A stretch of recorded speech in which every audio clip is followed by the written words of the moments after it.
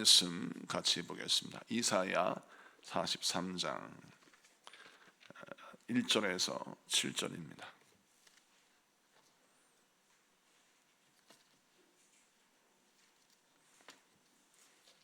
이사야 43장 1절에서 7절까지 말씀.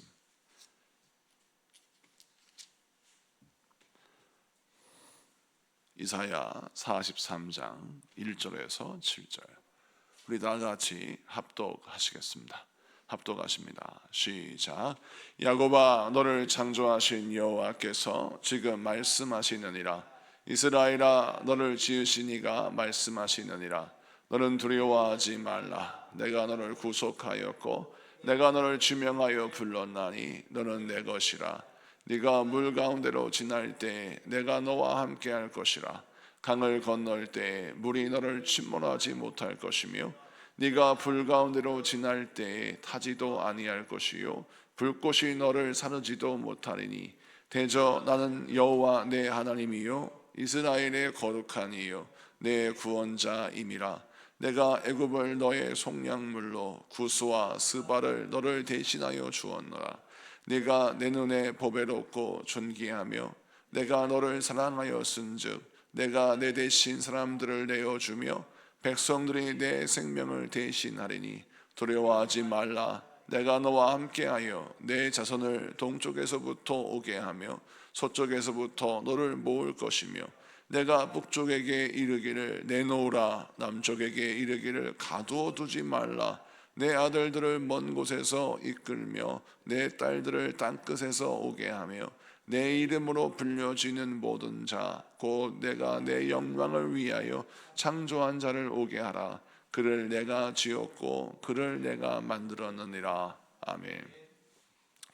오늘은 이사야 43장 1절에서 7절까지 말씀을 통해서 물과 강과 불을 건너는 삶을 살게 하소서라는 제목으로 우리 소망의 기도 시리즈 네 번째 시간 말씀을 같이 나누도록 하겠습니다. 어제에 이어서 이사야 43장을 같이 나누는데요, 이사야 43장 1절 말씀을 중심으로 말씀을 증거할 때 이 이사야 43장의 특징이 있는데, 이 말씀은 바벨론의 포로로 잡혀간 이스라엘 백성들을 향하여 우리 하나님이 소망의 말씀을 전하시는 내용입니다. 여러분, 세상이 나를 올가매고 나를 붙들어 놓아서 절망 가운데 내동댕이 친다 할지라도 하나님이 나의 주인 되시고 나의 아버지가 되시면 우리 하나님의 소유된 백성, 우리 하나님의 백성들은 하나님 반드시 건지시고 구원하신다고 말씀하셨습니다. 그래서 오늘 2절 말씀에 이렇게 말씀하고 있습니다. 우리가 물과 강과 불을 지날 때에도 하나님이 지키시니까 물을 건너고 강을 건너고 불을 통과한다라는 메시지가 오늘 2절 말씀에 등장하고 있죠. 여기에서 중요한 메시지를 잘 보면 물, 강, 불은 무엇을 상징하는 것입니까? 전통적인 해석은 물, 강, 불은 우선 물은 이스라엘 백성들이 애굽을 탈출할 때에 홍해를 건너지 않습니까? 이 홍해를 건너는 것을 상징하여서 이 물을 건넜다라고 하고요. 또 강을 건넜다라고 하는 것은 가나안 땅에 들어가기 위해서 이스라엘 백성들이 요단강을 건너잖아요. 그래서 그들이 가나안 땅에 들어가는 여정 속에 반드시 건너야 할 강, 요단강을 설명하고, 그러면 불은 무엇이냐? 이 불은 광야에서 그들이 겪었던 불같은 시험들, 그 모든 시험과 환난, 이것들을 총체적으로 설명하고 상징하는 것이 불입니다. 자, 그렇다면 물과 강과 불은 모두 다 무엇과 연관되어 있어요? 출애굽하여 가나안 땅 들어가는 여정 속에 만나는 믿는 자들의, 하나님의 백성들의 고난을 설명하는 것입니다.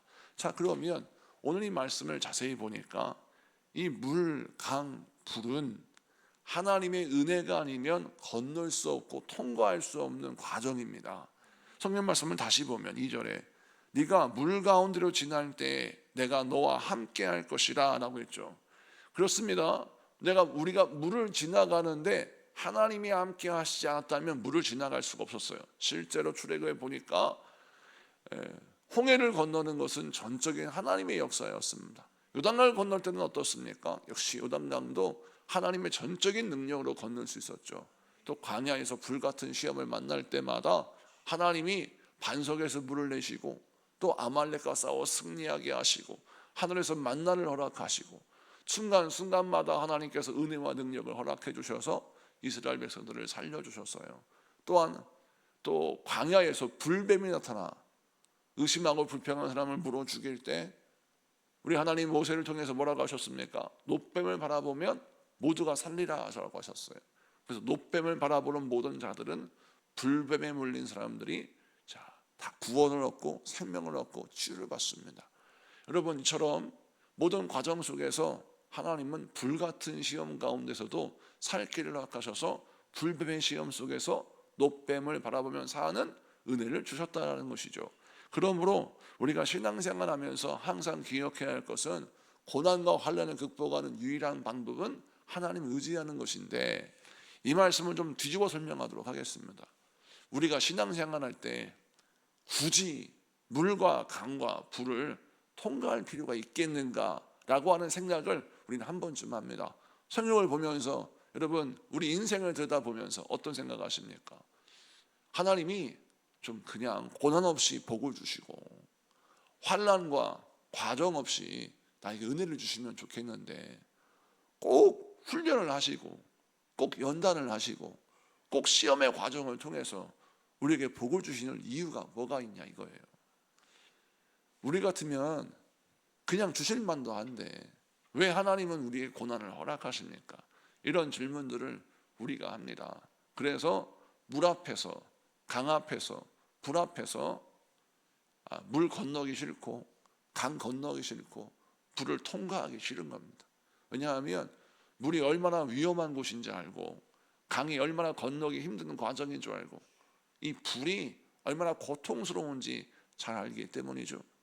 그런데 거기서 머뭇거리면 안 되는 겁니다. 성경을 보니까 우리 하나님은 이스라엘 백성들에게 홍해를 건널 때나 요단강을 건널 때나 고난을 통과할 때나 너희들 힘드니까 가만히 있어라, 그냥 이곳이 좋사오니 이곳에 살아라, 이렇게 말씀하신 법이 없었어요. 통과하라고 말씀하셨습니다. 강을 건너라고 말씀하셨고 시험을 극복하라고 말씀하십니다. 이유는 뭐냐면 이 물, 강, 불, 이 과정을 통과해야 하나님의 약속이 우리 인생의 현실이 되기 때문에 그렇습니다. 그래서 우리가 기도 생활할 때 어떤 기술로 기도 생활을 해야 되냐면, 물과 강과 불이 내 인생에 없어지길 위해서 기도하면 안 되는 거예요.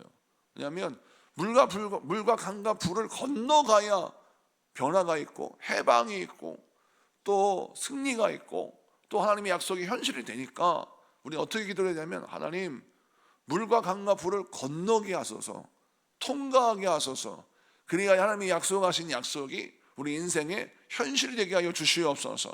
이렇게 기도하는 저와 여러분 되시기를 축복합니다. 과정을 두려워하면 결과는 없는 것입니다. 농부가 눈물로 씨를 뿌리고 그 모든 작물들을 가꾸어야 가을에 결실을 얻는 것처럼 우리 모든 믿음의 백성들은 과정을 여러분 부끄러워하거나 힘겨워하거나 포기해서는 안 되는 거예요. 과정을 통과해야 열매가 있는 것입니다.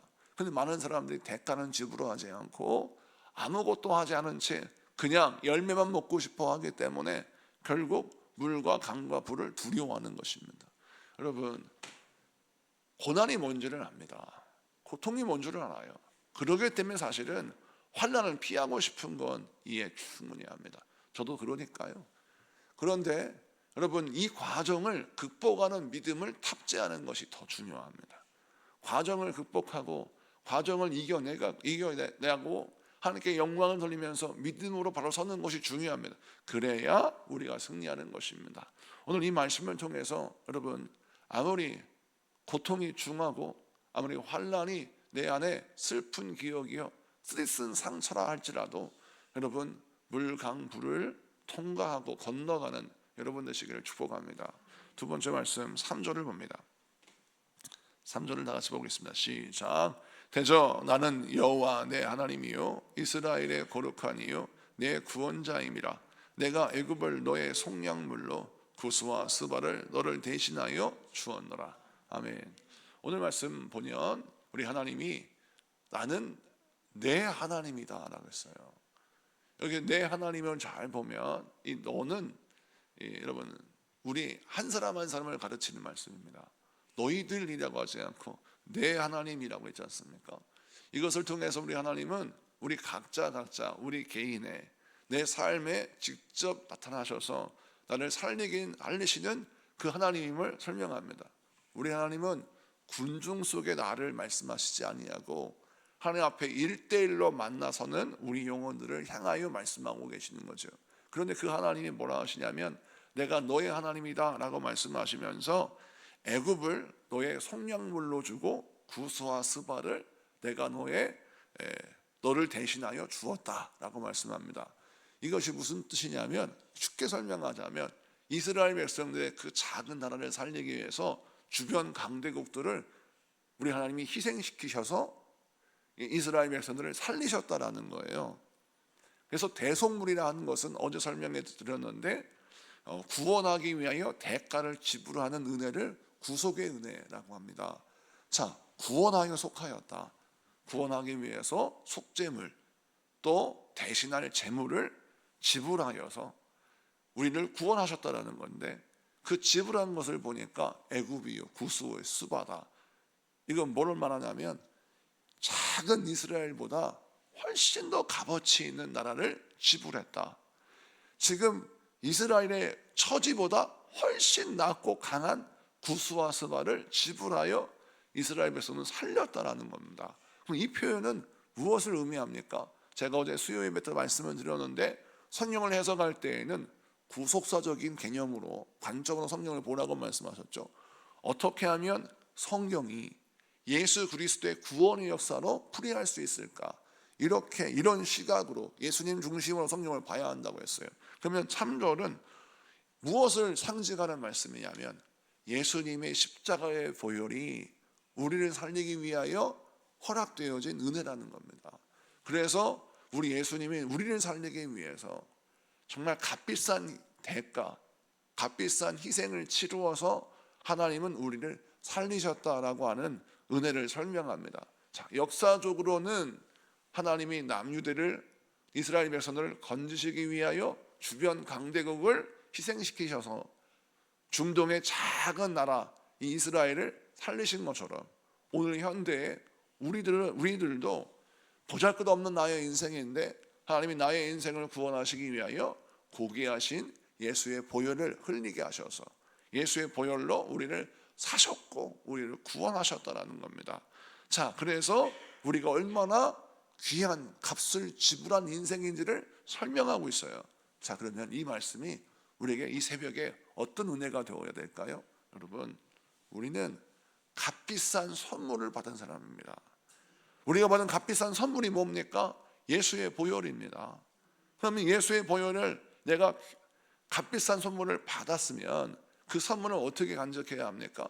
그 선물의 값어치만큼 값있게 사용하는 것이 중요합니다.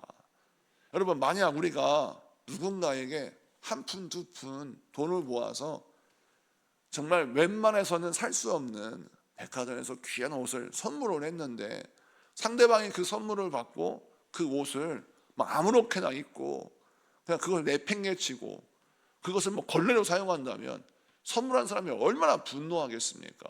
있을 수 없는 일이 아닙니까? 값비싼 옷을 선물했다면 그 선물을 귀하게 입어주는 것이 선물을 준 자에 대한 보답 아니겠습니까? 그것처럼 우리가 신앙생활 할 때 자녀의 옷을 우리가 입고 있어요. 하나님의 자녀의 옷, 하나님의 백성의 옷을 입고 있는데 이 하나님의 백성과 하나님의 자녀의 옷을 입을 자격이 우리에게는 없어요. 우리는 원래 죄인입니다. 저주받은 백성이었고 사단의 죄의 노예였어요. 그런데 예수님의 은혜로 말미암아 구속의 은혜를 얻었단 말입니다. 그래서 자녀의 옷을 입었어요. 하얀 세마포 옷을 입었습니다. 이것은 고귀한 선물입니다. 그러면 어떻게 해야 됩니까? 신앙생활을 할 때 적어도 그리스도인들은 내게 주신 은혜에 감사하면서 자부심을 가지고 항상 감사하며 인생을 살아야 하는 거예요. 그런데 무슨 문제만 생기면 내게 주신 믿음을 내팽개치려고 하고, 무슨 문제만 생기면 내게 주신 은혜를 값없이 여겨서, 하찮게 여겨서, 예수가 밥 먹여주냐, 기도가 밥 먹여주고, 뭐 이런 생각을 하면서 우리가 믿음을 저버리고 주님을 저버리고 주의 마음을 근심케 하는 적이 얼마나 많습니까? 이 말씀을 통해서 다시 한번 우리 마음속에 깊이 새겨야 할 메시지, 두 번째가 무엇입니까? 여러분, 값 있는 선물을 받았다면 그 값에 합당한 삶을 살아야 합니다. 여러분, 고귀한 보물과 같은 예수님의 은혜를 얻었다면 그 예수님이 허락하신 그 은혜에 값어치에 합당하게 값있게 주의 은혜를 붙들고 그 은혜를 사용하고 주 앞에 기도하는 여러분 되시기를 축복합니다. 세 번째, 4절부터 마지막 절까지인데 시간 관계상 다 읽을 수는 없지만 중요한 부분을 좀 보겠습니다. 4절에 내가 내 눈에 보배롭고 존귀하며 내가 너를 사랑하였은즉 내가 내 대신 사람들을 내어주며 백성들이 내 생명을 대신하리니. 아멘. 이 4절은 앞서 말씀드렸던 3절의 연장선상입니다. 이스라엘 백성을 구원하기 위하여 우리 주님이 값비싼 대가를 지불하셨다는 거예요. 그래서 5절에 두려워하지 말아라. 내가 너와 함께하여 내 자손을 동쪽에서부터 오게 하며 서쪽에서부터 너를 모을 것이며, 6절에 내가 북쪽에서 이르기를 내놓으라, 남쪽에게 이르기를 가두어 두지 말라 라고 하면 내 아들과 내 딸들이 먼 곳에서, 땅끝에서 오게 된다라는 거예요. 자, 이 말씀이 무슨 말씀이냐면 하나님이 이스라엘 백성들에게, 지금 바벨론의 포로로 잡혀간 백성들에게 어떤 말씀을 주시느냐. 내가 너희를 너무나 사랑하는데 너희는 나에게 보물과 같은 존재인데 내가 너를 위하여 값비싼 대가를 지불하였고 나는 어떤 권세가 있냐면 내 아들인데 내 아들을 묶고 있지, 그 묶은 쇠사슬을 풀어. 내가 내 아들을 해방시킬 건데 너는 그 아들을 놓아줘라 라고 하면 동쪽에서 그 아들을 놓아줄 수밖에 없다는 거예요. 서쪽에 붙잡혀 있는 내 딸을 향해 가서 그 딸을 붙잡고 있는 그 주인에게 가서 내 딸을 붙잡고 있는 그 모든 속박된 올무를 다 풀어라. 내가 내 딸을 다시 부르기 원한다 라고 하면 서쪽에 있는 주인 행세하는 그 사람이 내 딸을 풀어줄 수밖에 없다, 이런 얘기예요. 자, 이 말씀을 통해 주시는 메시지가 무엇이냐?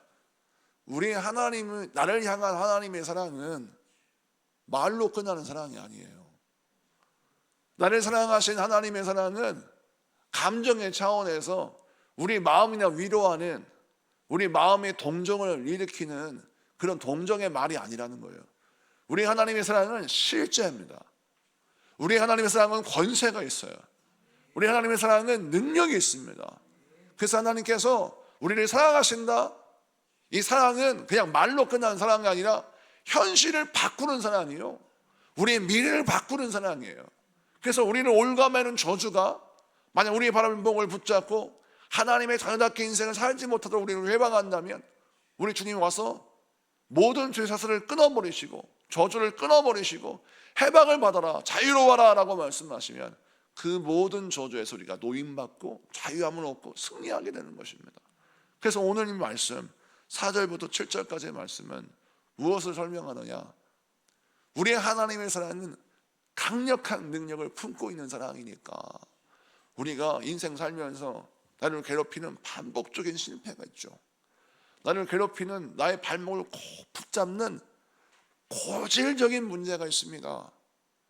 아무리 발버둥을 쳐도 세상에 이 문제가 1년, 2년 해결되지 않는 고질적인 문제가 있어요. 그런 문제들 주 앞에 아뢰었을 때 주의 사랑이, 주의 능력이 그 모든 저주를 끊고 그 모든 쇠사슬을 끊어버리고 우리 하나님께서 땅끝에서 하나님의 아들, 딸 우리들을 불러주시고 구원하실 줄로 믿습니다. 오늘 이 말씀을 기억하시고 저와 여러분 신앙생활을 어떻게 해야 합니까? 하나님의 사랑을 받은 우리인데 감사하게 살아야 하잖아요. 자신감 있게 살아야 하잖아요. 제가 여러 번 표현을 했는데요, 당신이 사랑하는 아들, 딸들이 세상에 나가서 좀 내가 돈이 좀 없다고, 내가 좀 못 배웠다고, 내가 남들보다 강한 능력이 없다고 막 의기소침해가지고 어깨 축 늘어뜨리고 코가 빠져가지고 땅만 보고 이렇게 낙심해서 걸어가는 모습을 아버지가 한번 본다고 생각을 해보세요. 얼마나 열통이 터지고 마음속에 화가 납니까? 내가 너 그렇게 살라고 내가 너를 가르쳤더니, 내가 너 그렇게 살라고 내가 너를 위해서 애를 썼니? 너 왜 그렇게 사니? 낙심하지 말아라. 어깨 쫙 펴고 당당하게 앞을 보고 걸어야지 라고 부모가 말하지 않겠습니까? 그것입니다. 우리 하나님이 이스라엘 백성들에게 그렇게 말씀하시는 거예요. 어깨 펴고 자신감을 다시 회복하고, 네가 어떠한 사랑을 받고 있고 어떠한 권세의 하나님이 너의 아버지인 걸 분명히 알아서 우리 하나님께 기도하고 승리해서 이 땅에서 자신감 있게 인생을 살아가는, 그래서 물과 불과 강을 건너가는 믿음의 사람들 되시는 여러분에게 축복합니다. 우리 공동 기도문 우리 같이 기도하겠습니다. 소망의 기도문 네 번째, 물과 강과 불을 건너는 삶을 살게 하소서. 다 같이 우리 선포하며 기도하겠습니다. 시작. 자비로우신 하나님 아버지, 저희를 창조하시고 구속하시며 늘 목자가 되어 인도하시는 주님의 은혜를 찬양합니다. 물과 강과 불을 지나야 하는 고난의 인생길에서도 저희를 지키시고 보호하시는 하나님을 신뢰합니다. 십자가에서 저희를 위해 흘리신 예수님의 보혈의 은혜를 기억하며 그 사랑에 합당한 삶을 살게 하게 주옵소서. 우리를 언제나 사랑하시고 인도하시는 예수님의 이름으로 기도합니다. 아멘.